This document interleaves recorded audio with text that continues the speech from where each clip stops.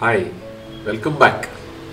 Another day, another story, something new to learn all over again. Alright, so today's story, I don't know what to call it, but I guess you can call it How Rich Are You?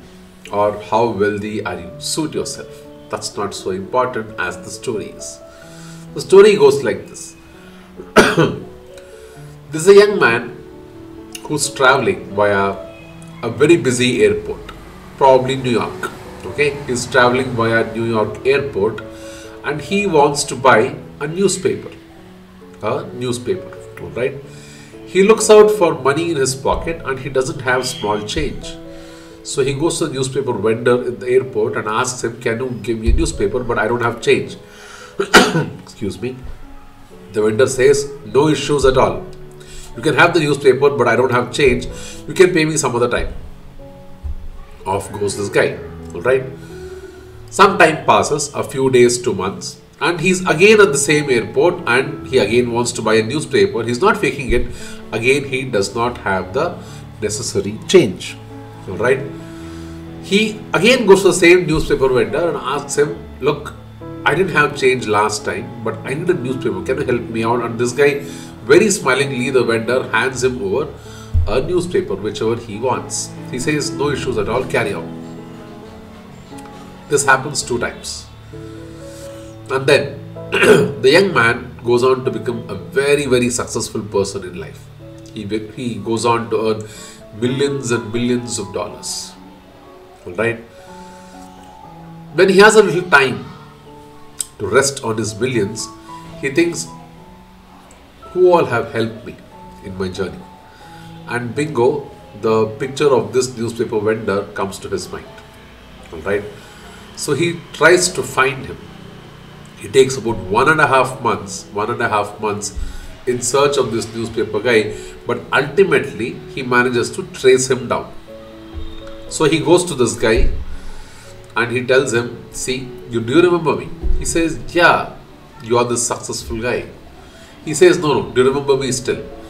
He says, "Yeah, I think you bought a newspaper from me." He said, "Yeah, I bought it and you gave it to me for free. Do you remember?" He said, "Yeah, no, I gave it to you for free twice." He said, "Yeah, I remember that very well. Can I do something for you? Anything for you at all? I have a lot of wealth now and I can help you in any which way that you want me to. Let me know, how can I be of any help to you?" This guy says, "You can't." I'm like, what is he trying to say? I'm a very rich guy now. And that guy is still the same. He's still a newspaper vendor. And this guy says that I can't help him in any way. So can you tell me what you mean by that? He says, "Look, when I gave you those 2 free newspapers, I was still the same person. I was as rich that day as I am today, or I was as poor that day as I am today. And I did whatever I felt was good. And I did not make a loss by giving you those 2 newspapers. I gave it to you out of my profit. I gave it to you as a good deed. I don't know whether you had money that day, but today, after you have become super wealthy, you are trying to help me. So do you think," the vendor asks the rich guy, "so do you think that after you become rich, if you try to see off the debts, what you accumulated in the past, you will be the same as me?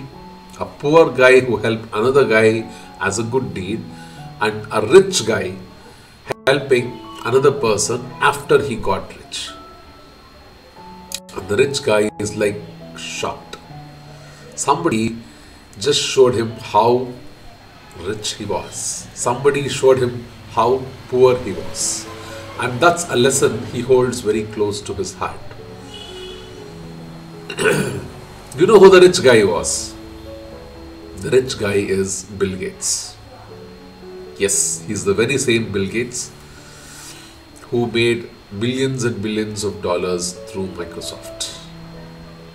This is a story that he tells in an interview that I happened to hear and see.